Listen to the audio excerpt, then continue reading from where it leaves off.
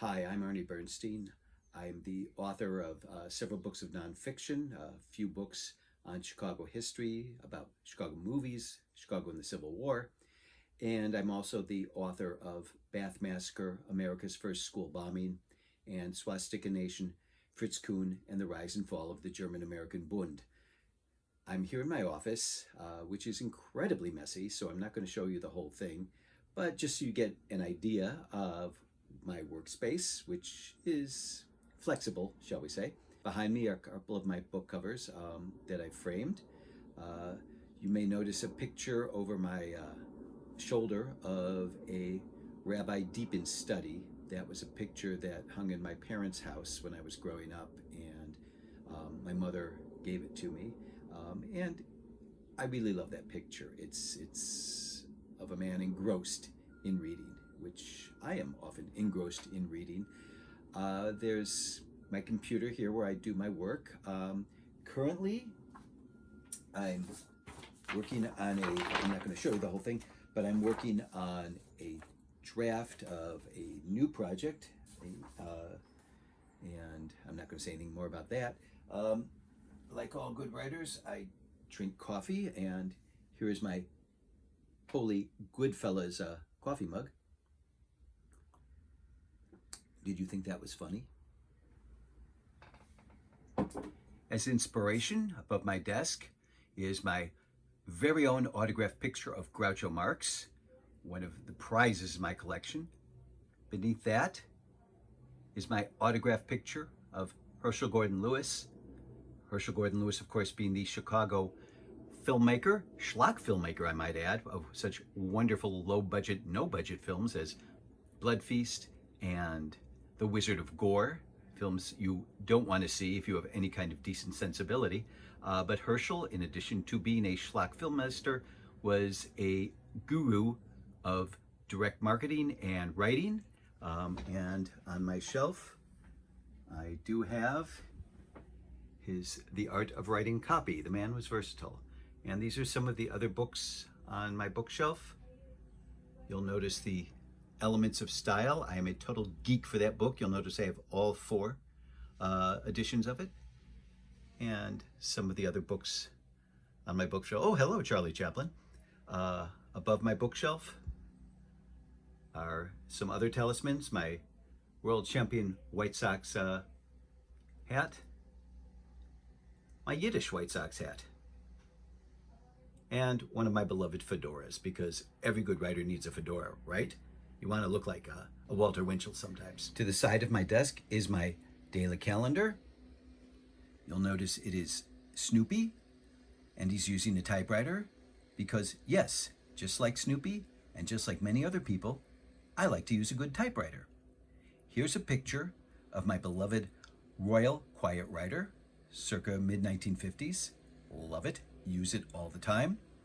And then, of course, I have what I call my laptop, the Smith Corona Skywriter, which was invented for businessmen going off on business trips in the 1950s. It makes a great portable computer. And sometimes I type outside. Join me, won't you?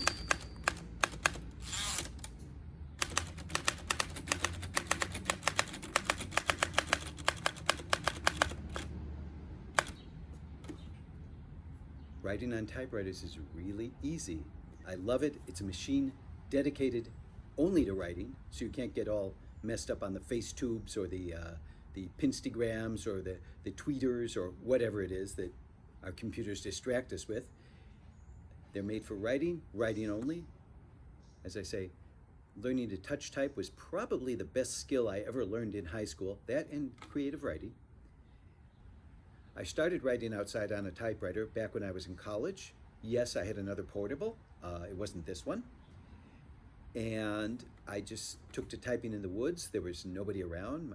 It was quiet. I could concentrate.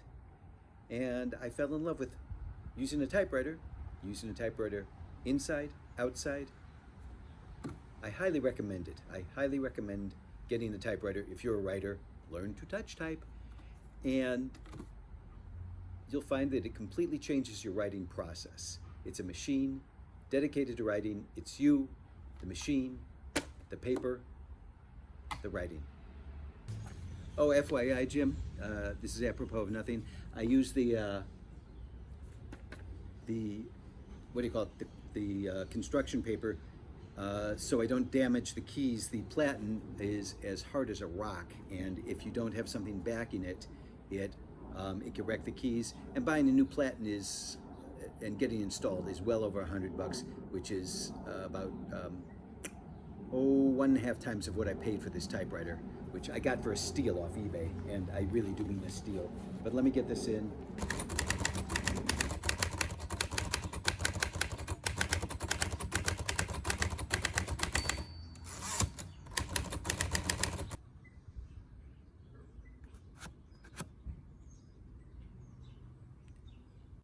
This is one of the many shelves in my office that is filled with books that are written by friends and signed by friends. It's always fun to have a signed book, but when it's signed by a friend who's written the book, and you know the blood, sweat, and tears and all the hard work that went into producing the book, it's just such a wonderful feeling, and sharing that with your friends. Independent bookstores are vital to us all as writers, as readers. Independent bookstores know who you are and know how to recommend books for you, not based on algorithms, but based on who you are. I'm wearing the t-shirt of one of my favorite bookstores, my local bookstore, Bookies, on Southwestern Avenue in Chicago's Beverly neighborhood.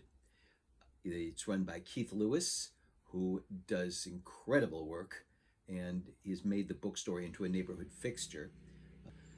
Some of my other favorite indie bookstores are Centuries and Sleuths in Forest Park, Illinois, run by the wonderful Augie Alexi.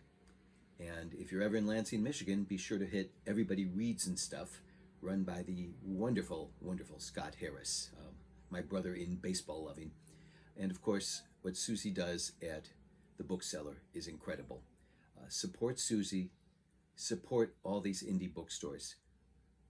We need them, and we need them now more than ever, in a time when we're stuck and books are so important to all of us, and we're all the better for it.